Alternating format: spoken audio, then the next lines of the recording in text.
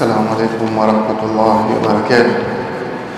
إن الحمد لله نحمده ونستعينه ونستغفره ونعوذ بالله من شرور أنفسنا وسيئات أعمالنا. من يهده الله فلا مضل له ومن يضلل فلا هادي له، وأشهد أن لا إله إلا الله وحده لا شريك له، وأشهد أن سيدنا ونبينا محمدا عبده ورسوله صلى الله عليه وسلم على آله وصحبه وعلى كل من اهتدى بهديه واستنى بسنته ودعا بدعوته إلى يوم الدين. أما بعد، فأوصيكم ونفسي عباد الله بتقوى الله عز وجل، فلقد فاز المتقون. يقول الله تبارك وتعالى: inna lilmuttaqina mafaza. Ndugu zangu Waislamu, nakuhusieni pamoja na kuihusia nafsi yangu kumcha Allah subhanahu wa ta'ala kwa kutekeleza amri zake na kujiweka mbali na makatazo yake. Kwa hakika wamefaulu na kufanikiwa wenye kumcha Allah subhanahu wa ta'ala. Enyi waja Allah,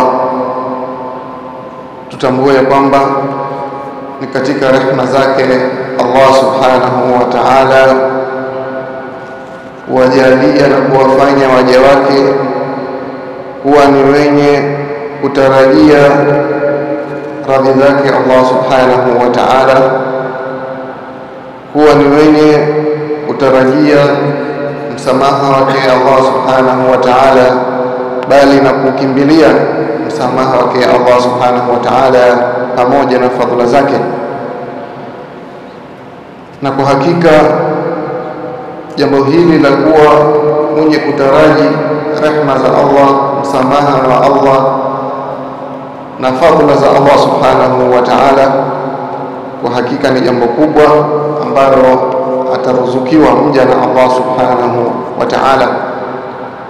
Tumwangalie Nabii Allah Ibrahim jinsi alivyokuwa akitaraji rehema za Allah subhanahu wa ta'ala, akitaraji msamaha wa Allah subhanahu wa ta'ala.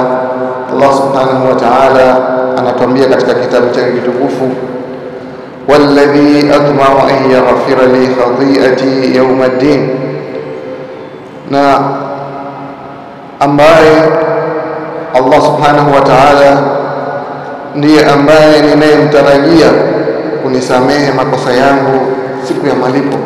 Huyu ni mtume wa Allah subhanahu wa ta'ala, Nabii Allah Ibrahim alayhi salam. Anataraji kusamehewa makosa yake na Allah subhanahu wa ta'ala katika siku ya malipo, siku ya kiyama, na kutaraji waja Allah wake yeye Allah subhanahu wa ta'ala.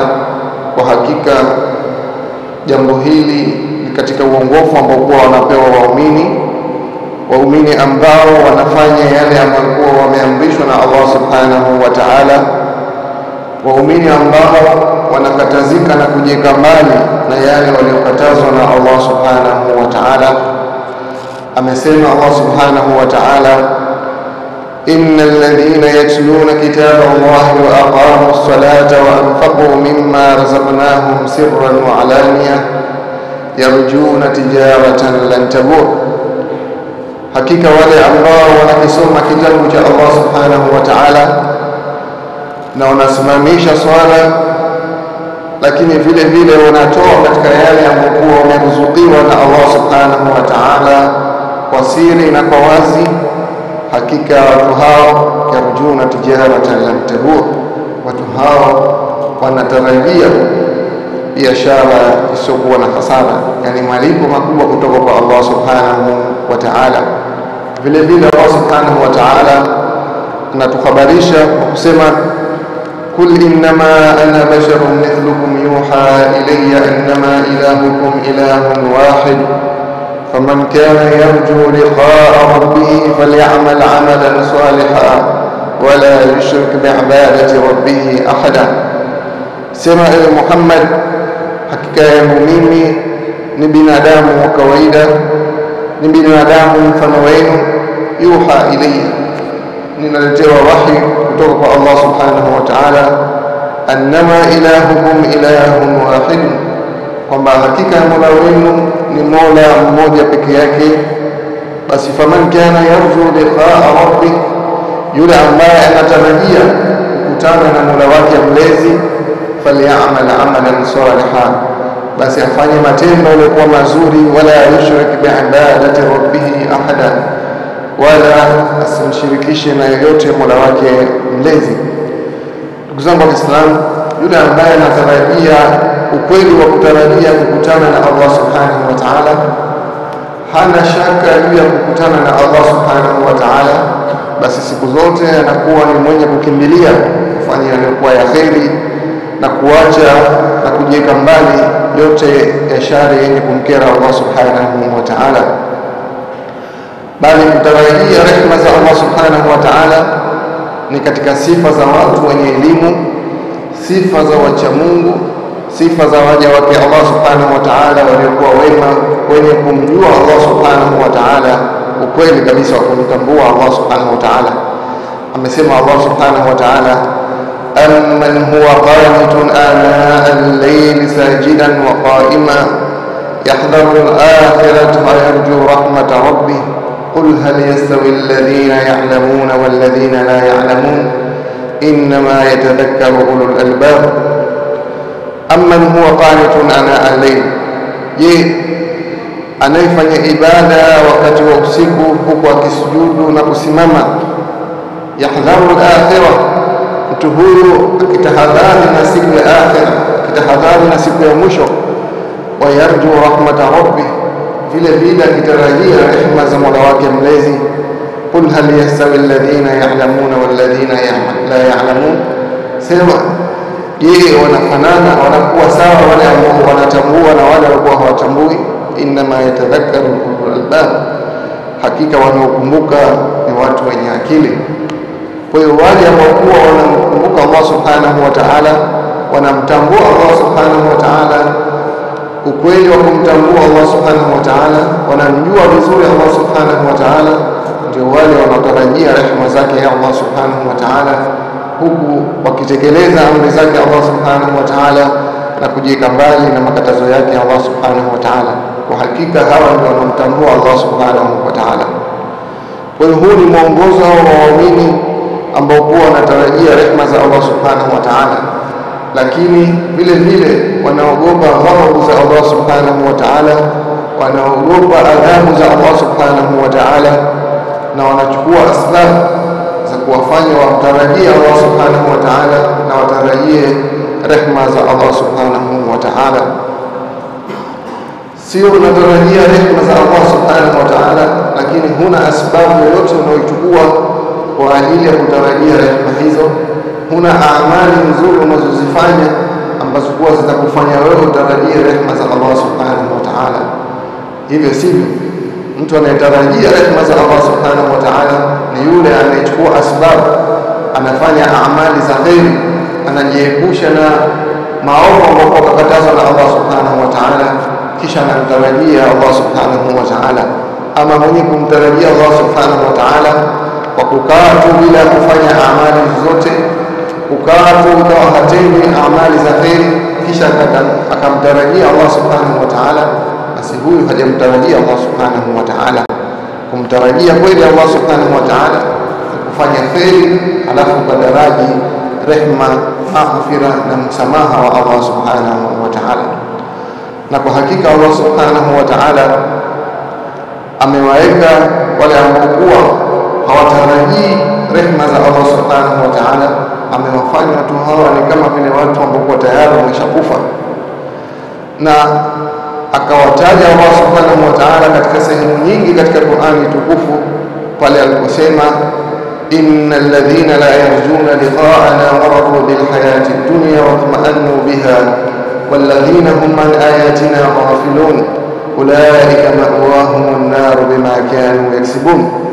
Hakika wale ambao la yarjuna liqa'ana, hawatarajii kukutana na sisi, yani hawatarajii kukutana na Allah subhanahu wa ta'ala, waradu bil hayati dunya, na wakaridhika na maisha haya ya duniani, watma'annu biha, na wakatulia katika maisha haya duniani, wakaona tayari wao wameshafika katika maisha hapa duniani, tayari wameridhia wao maisha haya duniani, hawatarajii kukutana na Allah subhanahu wa ta'ala yaum al-qiyama, siku ya kiyama. Maisha haya duniani yamewatosheleza, wameona ndio tayari wamefika, wameona hapa duniani ndio mwisho wa safari, wakasahau kwamba kuna siku ya malipo, wakasahau kama kuna kurudi kwa Allah subhanahu wa ta'ala, wakasahau kama kuna hisabu siku ya kiyama, kuhesabiwa juu ya amali ambazo kwa amezitenda mtu hapa katika maisha ya dunia. Basi Allah subhanahu wa ta'ala asema walladhina hum min ayatina ghafilun, na wale ambao kuwa wanaghafilika na ishara zetu, ulaika ma'wahumun nar, watu hao wenye kughafilika na ishara za Allah, watu hao wenye kutosheka na maisha ya hapa duniani wakaona tayari wameshafika, basi watu hao ma'wahumun nar, mafikio yao siku ya kiyama itakuwa ni moto wa jahannam, bima kanu yaksibun, kwa yale walikuwa wakiyachuma katika maisha ya duniani. Na Allah subhanahu wa ta'ala amewasifu watu hawa ambao kuwa hawatarajii kukutana na Allah subhanahu wa ta'ala. Watu hawa amewasifu kwa sifa nyingi.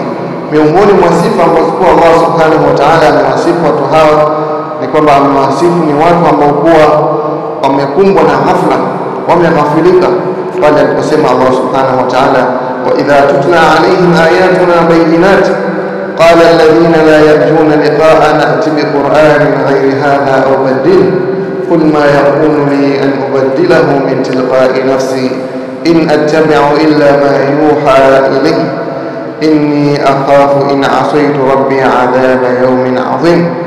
wanaposomewa watu hawa aya za Allah subhanahu wa ta'ala zilizokuwa wazi kabisa, basi husema wale ambao hawatarajii kukutana na Allah subhanahu wa ta'ala, husema lete Qur'ani sio kwa hii, au badilisha lete Qur'ani nyingine.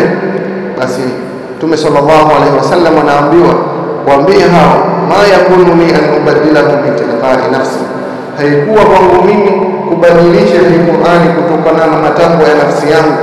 In attabi'u illa ma yuha ilayhi, mimi sifuati isipokuwa yale ambayo ninashushiwa wahi kutoka kwa Allah subhanahu wa ta'ala. Inni akhafu in asaitu rabbi, hakika yangu mimi ninaogopa nitakapomwasi Allah subhanahu wa ta'ala, nikenda kinyume na amri zake, nikakwepesha na kupindisha yale ambayo kanishushia, kayateremshia, adhaba yawmin adhim, adhabu ya siku kuu kabisa, yaum al-qiyama. Kwa hiyo Mtume sallallahu alaihi wasallam haikuwa kwake yeye kubadilisha au kuleta Qur'ani nyingine, bali hii Qur'ani, haya yanayozungumza ni mambo ambayo yanashushiwa kutoka kwa Allah subhanahu wa ta'ala.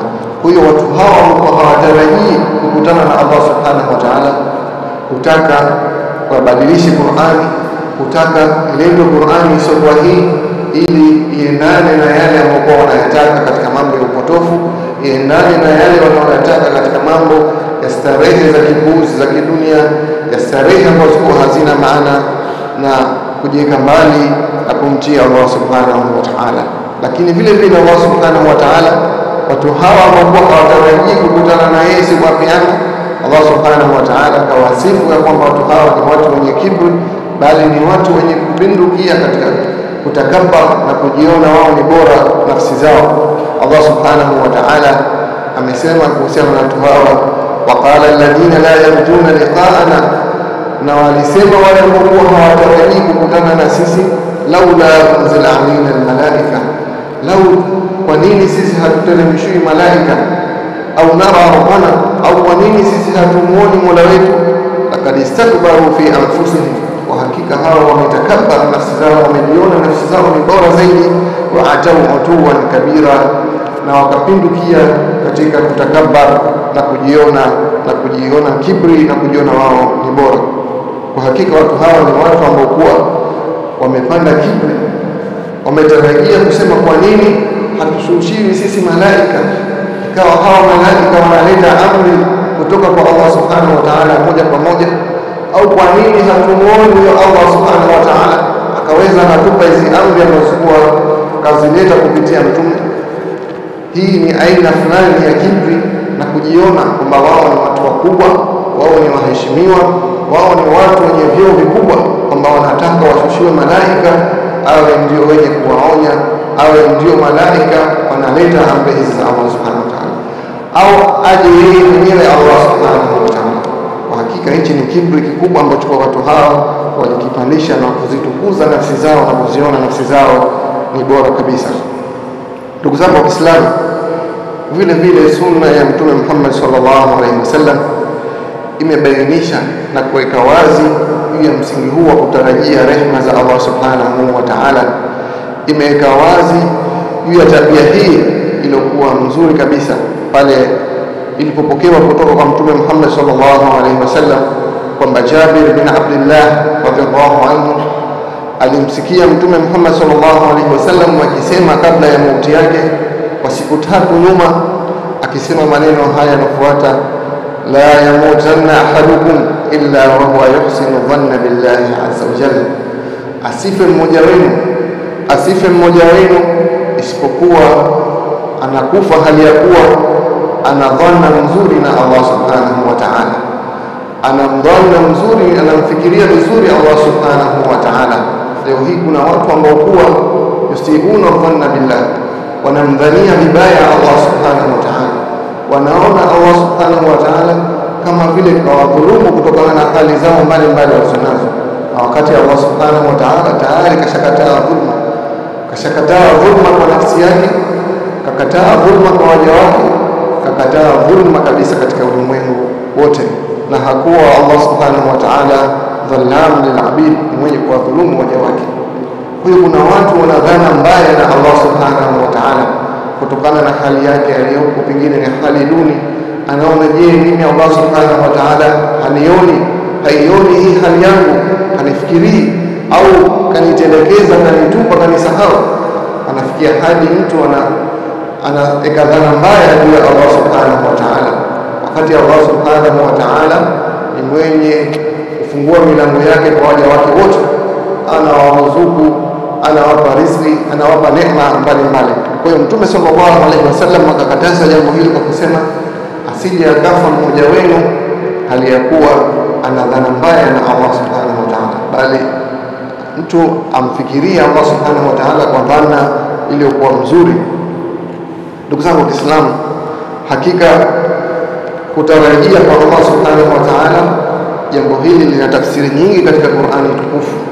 Miongoni mwa tafsiri ambazo kuwa zimekuja katika Qur'ani tukufu juu ya kutarajia kwa Allah subhanahu wa ta'ala ni kwamba mtu anatakiwa atarajie,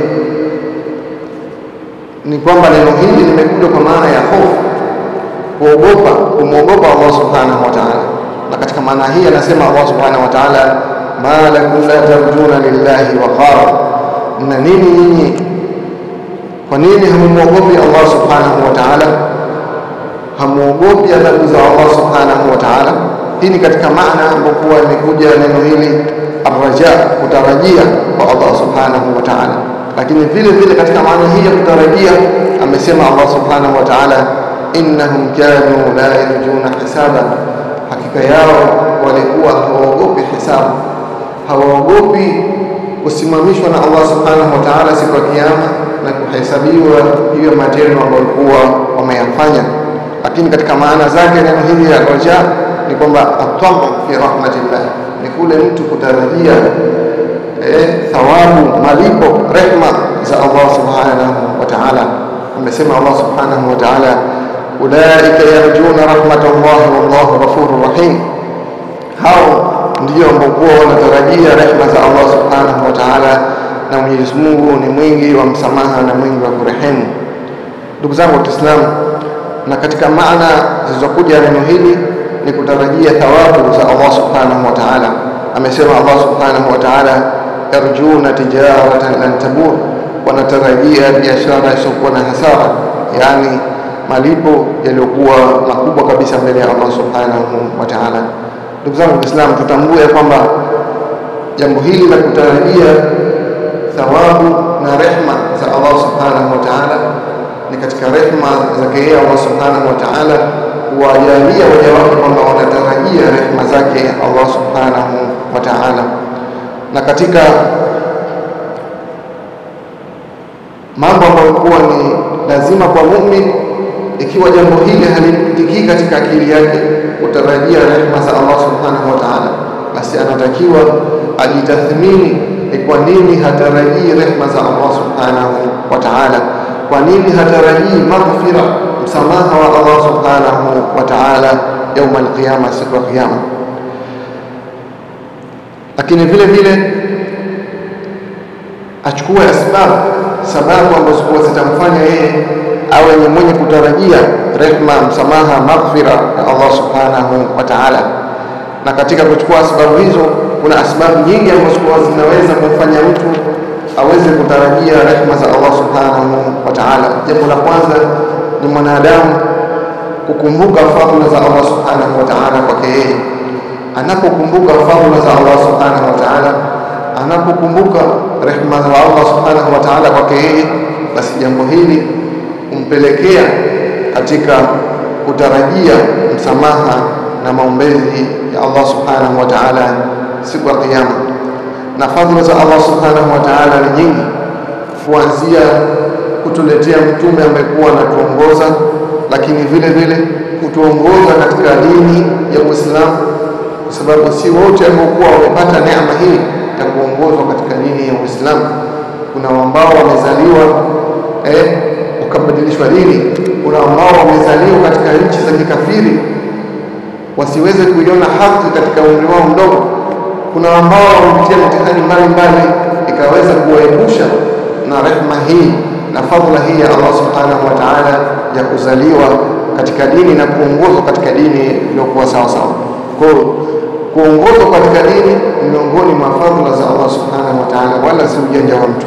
Lakini vile vile kupewa riziki iliyokuwa mzuri, riziki ya halal, kupewa afya iliyokuwa njema na Allah subhanahu wa ta'ala, hizi zote ni miongoni mwa fadhila za Allah subhanahu wa ta'ala. Kwa hiyo ili mtu afikie kutarajia rehema za Allah subhanahu wa ta'ala, anatakiwa akumbuke fadhila zake Allah subhanahu wa ta'ala amekuwa amemfadhilisha na amempa. Lakini vile vile katika mambo ambayo yanasaidia mtu kuweza kutarajia rehema za Allah subhanahu wa ta'ala ni kukumbuka yale ambayo ameandaliwa na Allah subhanahu wa ta'ala kwa waumini wale ambao wanatekeleza ahadi za kumcha Allah subhanahu wa ta'ala. Miongoni mwa neema za kudumu katika maisha ya peponi, Allah subhanahu wa ta'ala anasema kuisifu neema hiyo, wa jannatin 'arduha as-samawati wal ardh, na bustani hizo za pepo ambazo kwa upana wake ni sawa na mbingu na ardhi. Kwa hiyo unapokumbuka yale aliyotuandalia Allah subhanahu wa ta'ala kwa waja wake wema, yale ambayo ameyaweka Allah subhanahu wa ta'ala kwa waja wake waumini, basi jambo hili moja kwa moja linakupelekea wewe uweze kutarajia fadhila na rehema na msamaha wa Allah subhanahu wa ta'ala. Lakini vile vile katika jambo jingine ambalo litaweza kukupelekea wewe kutarajia rehema za Allah subhanahu wa ta'ala